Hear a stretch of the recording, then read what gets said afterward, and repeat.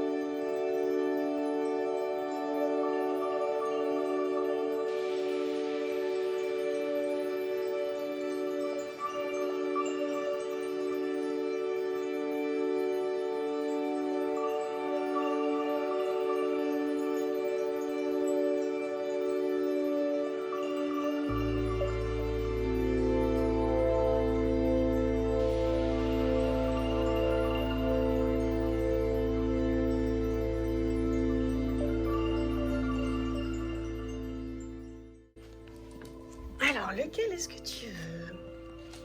Choisis ton pochon du matin.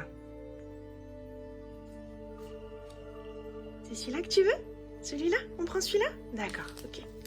Allez, on ouvre celui-là. Regarde, regarde.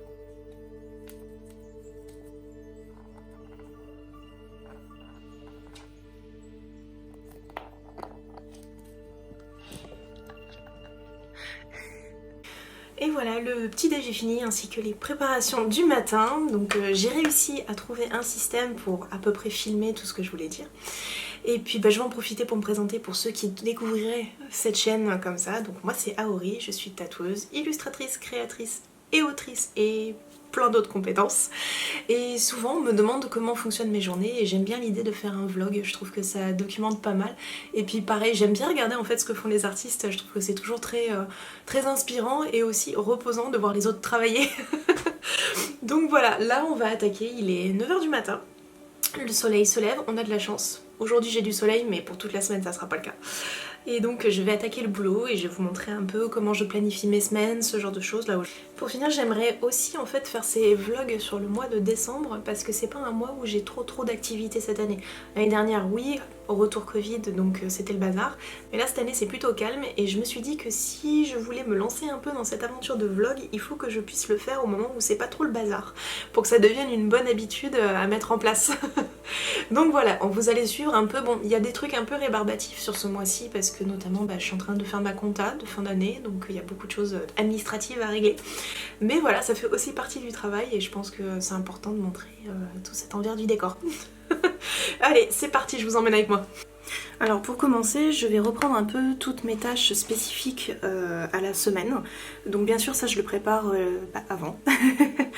Donc là par exemple, sur notre journée, je suis censée notamment m'occuper des box, donc des éléments que je dois commander pour la box du mois de janvier du coup, qui a été révélée sur le Patreon. Donc j'ai les packs de stickers à préparer et j'ai les bijoux aussi qui doivent être commandés. Ensuite j'ai un sketch pour un tatou à préparer, donc à envoyer au client.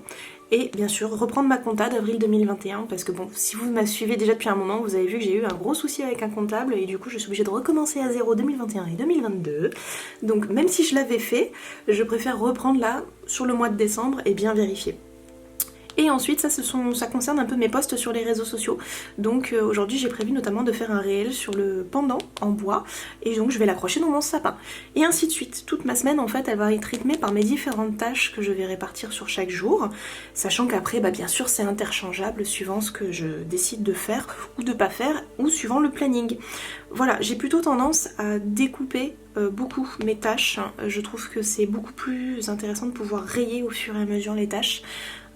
On a un sentiment de satisfaction et de réalisation plutôt que de juste marquer un point et en fait dedans il y a énormément de choses à mettre et de juste rayer le point à la fin, je trouve que c'est moins motivant. Voilà, c'est parti, on va donc attaquer directement par la partie sur les box et donc préparer tous les fichiers, je vous montre ça.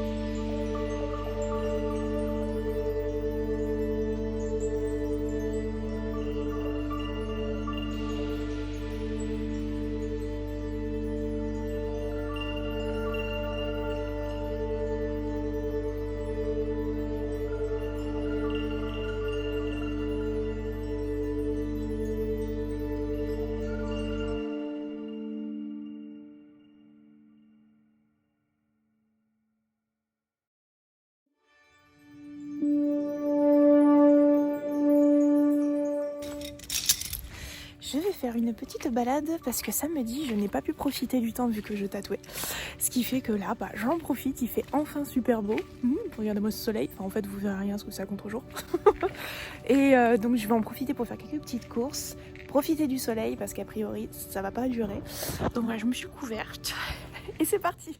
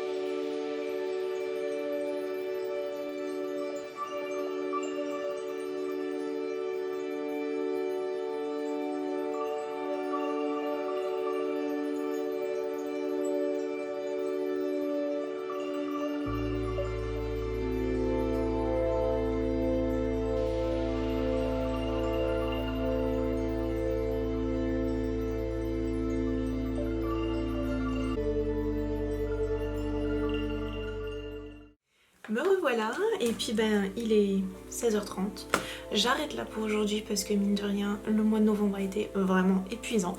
Puis je me dis comme ça, j'aurai le temps de monter la vidéo. Je ne pense pas pouvoir la publier le jour même, mais le lendemain c'est déjà pas mal.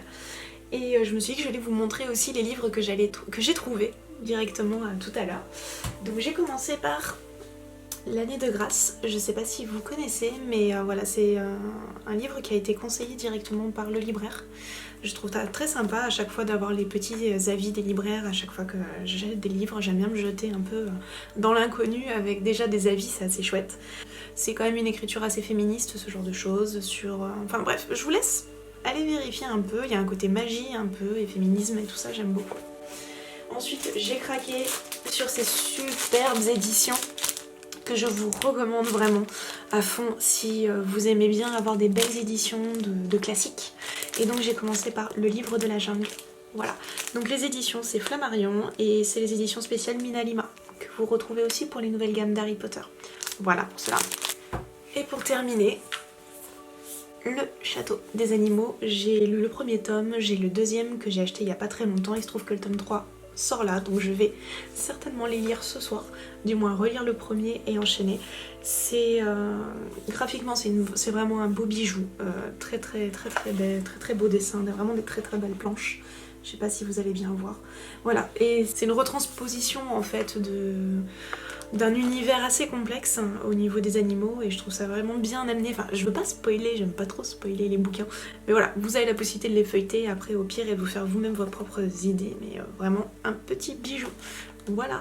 Et pourquoi aussi est-ce que je vous ai montré les étalages au niveau des livres? C'est parce qu'en fait, c'est un point assez important par rapport à mon métier, c'est que je fais toujours attention aux couvertures des livres, dans le sens où je me suis rendu compte qu'il y a quand même beaucoup d'éditeurs qui maintenant ne se cassent plus du tout la tête à avoir un illustrateur de qualité, à avoir vraiment des belles éditions, gros éditeurs quoi. Par exemple Larousse ou ce genre de choses, je suis tombée quand même sur des couvertures qui sont des Shutterstock. Et je trouve que c'est grave quand même à notre époque qu'on en soit au stade où on paye vraiment même plus un graphiste ni un illustrateur pour faire une couverture, et du coup bah, tout va s'uniformiser, on va se retrouver avec exactement les mêmes couvertures partout. C'est déjà un peu le cas avec internet, avec le fait que beaucoup de choses sont faites d'une certaine manière assez identique. On verra bien hein, comment les choses vont évoluer, mais dans le livre, même si on dit qu'il ne faut pas juger un livre à sa couverture, malheureusement plus de 90% des gens achètent un livre à une couverture. Et si la couverture est bâclée, vous vendrez beaucoup moins facilement votre ouvrage, même si il est incroyable à l'intérieur. Donc voilà, j'aime bien aller trifouiller de temps en temps, voir un peu les étalages, voir un peu les couvertures, et surtout regarder qui a fait les couvertures, si c'est effectivement quelqu'un dont c'est le métier, ou si c'est encore un graphiste viteuf à la Shutterstock, et puis voilà. Je trouve ça lamentable quand finalement on se rend compte qu'on paye exactement le même prix un livre, qui soit fait avec une belle couverture, vraiment travaillée, avec vraiment un gros travail derrière, que un truc viteuf à la Shutterstock. Je trouve que c'est lamentable, mais bon, ça n'est que mon avis, vu que je travaille là-dedans. On va me dire encore que je ne suis pas objective, que ça coûte trop cher un illustrateur, mais en fait non, ça coûte pas trop cher, surtout quand on est une très grosse maison d'édition. Sur ce, je vous laisse. Demain, la journée n'est pas très intéressante pour vous, donc il n'y aura pas de vlog. Mais voilà, j'espère que cette première petite journée vous a plu, et puis je reviens très vite pour une autre journée.